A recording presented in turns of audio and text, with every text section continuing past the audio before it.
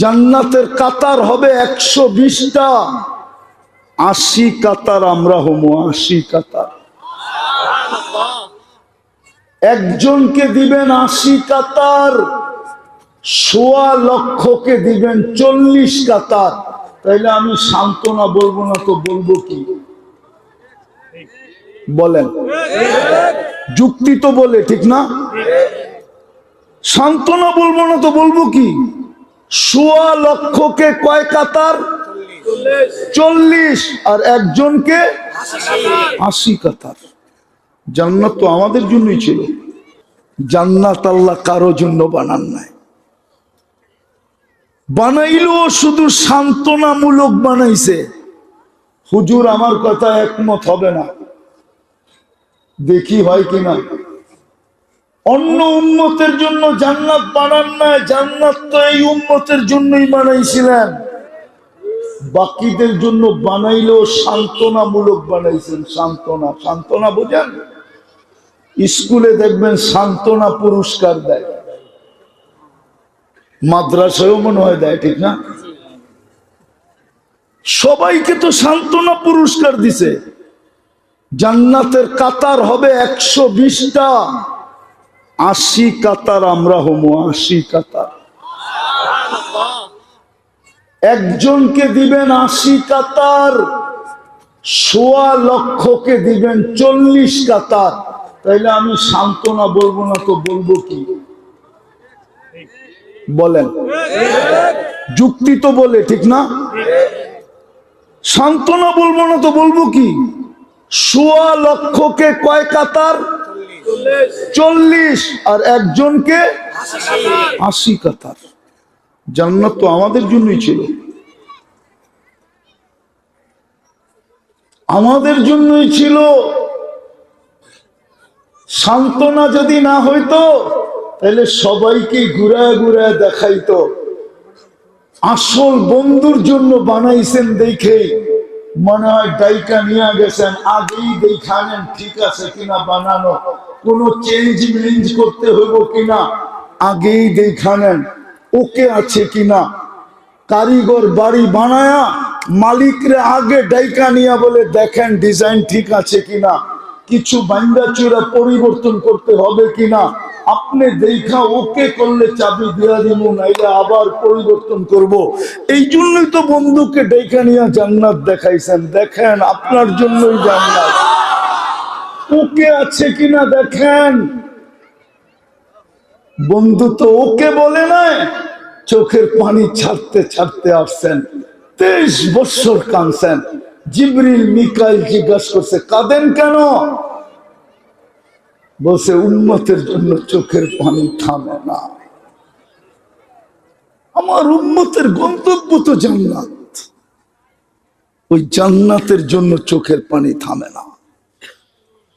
পারবেন আর 2টা কাজ করতে? আরে পারবেন, সবাই পারবেন। কে কে পারবেন মনের থেকে? পাক্কা ওয়াদা? নামান যুবকরা পারবা? তোমাদের পায়ে হাত দিয়া বলি করো, একদিন তোমাদের সাথে দেখা হবে ইনশাআল্লাহ। আরে কিয়ামতের মাঠে হোক আর না হোক, জান্নাতের সমুদ্র সৈকতে দেখা হবে। ডেলি হইতে পারে 2 বারও দেখা হবে, আর নাইলে কালকে কি বার? প্রতি শুক্রবারে আল্লাহ দাওয়াত খাওয়াবে, ওইখানে দেখা হবে। হায় হায় হায়, যুবক তোকে ইন্টারনেটের নিশায় ধরছে তাই না, মাদকের নিশায় ধরছে তাই না, আধুনিক হওয়ার নিশায় ধরছে, ঠিক না? আমি তো চাই আল্লাহ করতো তোকে জান্নাতের নিশা ধরতো। জান্নাতের নিশায় যদি আমাদের মা বোনরা নিশাগ্রস্ত হতো, যুবতীরা যদি জান্নাতের নিশায় নিশাগ্রস্ত হতো, সারাদিন বৈশা জিমতে থাকতো, আর যদি জিজ্ঞাসা করতো জিমো কেন, বলে ওই লেহেঙ্গা পরবো কবে, এই জন্য জিমতেছি। আল্লাহ তো লেহেঙ্গা দিবে মা বোনদেরকে, ডেলি 70 বার চেঞ্জ করবে। 3 কিলোমিটার ঘেরের কুচি লাগানো থাকবে। ওই যে ঘের কুচি, 3 কিলোমিটার ঘেরের কুচি লাগানো থাকবে। এই সুতা দিয়া বানাবে না, নূরের থেকে সুতা দিয়া বানাবে। আল্লাহ বলে তোকেও কুদরত দিয়া বানাইছি, কোন সৃষ্টির হাত লাগতে দেই নাই। তোর লেহেঙ্গাও কুদরত দিয়া বানাবো, কোন দর্জির হাত লাগতে দিব না। তোর খানাও কুদরত দিয়া পাকাবো, কোন বাবরচির হাত লাগতে দিব না, না, না, না। তোর জান্নাতের প্রত্যেকটা নেয়ামত কুদরত দিয়া বানাবো, কোন সৃষ্টিকে হাত লাগাইতে দিব না। কেননা তোকে বানাইছি তো কুদরতি হাত দিয়া। ওই জান্নাত পারবো দুটা করতে। প্রথম হইল যখনই ঘুমাইতে যাব তো আল্লাহর কাছে মাপ চায়া ঘুমাবো। পারবেন? ওয়াদা মনে থাকবে? হ্যাঁ না মান মনে হয় থাকবে না, মনে না, হাত উঠানোই বলে মনে থাকবে না, কোরআনও বলে মনে থাকবে না। ওমা আনসানিহু ইল্লা শাইতান, কোরআনও বলে মনে থাকবে না। এই জন্য আমি একটা পদ্ধতি বলি, দেখেন মনে লাগে কিনা। যেইখানে ঘুমান যাতে ঢুকলেই চোখে পড়ে একটা কাগজে লেখা টানায়া দেন, আমি মাপ চায়া ঘুমাবো। পারবেন? মাঝে মাঝে হইতে পারে শয়তান উঠায় ফালায়ও দিবে, আবার লাগান। যুবক পায়ে হাত দিয়া বলি 6 মাস পর, 6 মাস পর্যন্ত আল্লাহ যেতে দিবে না। এর আগেই তুমি যা দেখবে বলার জন্য তোমার মন ব্যাকুল হবে। পারবা? সারাদিন কি করলাম আমার বিষয় না। যখনই ঘুমাইতে যাব তখনই মাপ চায়া চোখ দুটা বন্ধ করব। হতে পারে একদিন ঘুমাবো আর উঠবো না, সুযোগ হাতের থেকে চলে যাবে। তারপরে চিরজীবন মাপ চাইলো আর তাকায় দেখবে না, বুরুক্ষেপ করবে না। আজকে হাত উঠাইতে দেরি, মাফ করতে দেরি করবে না।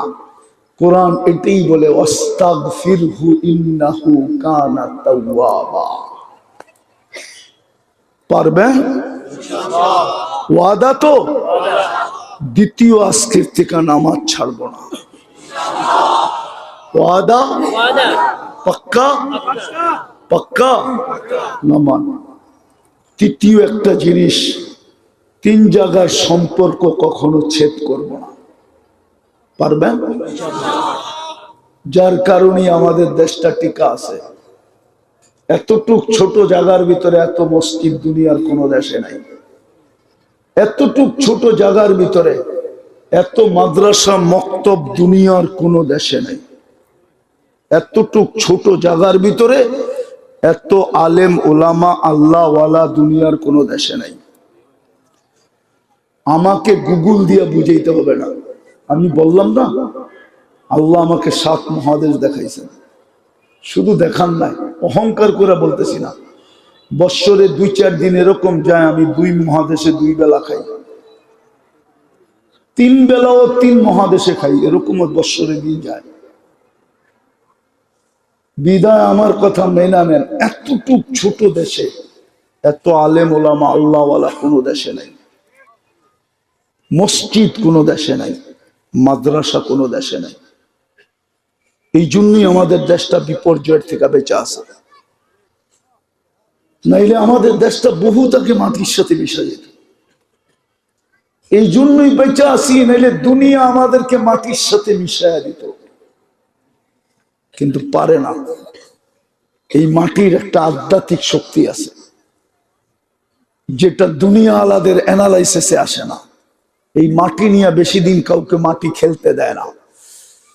প্রথম চায় ওরে রান আউট করতে, যদি না হয় তো চায় বোল্ড আউট করতে, যদি না হয় চায় ক্যাশ আউট করতে, যদি না হয় তো ছক্কা মাইরা বাউন্ডারি বাহিরে করে দেয়।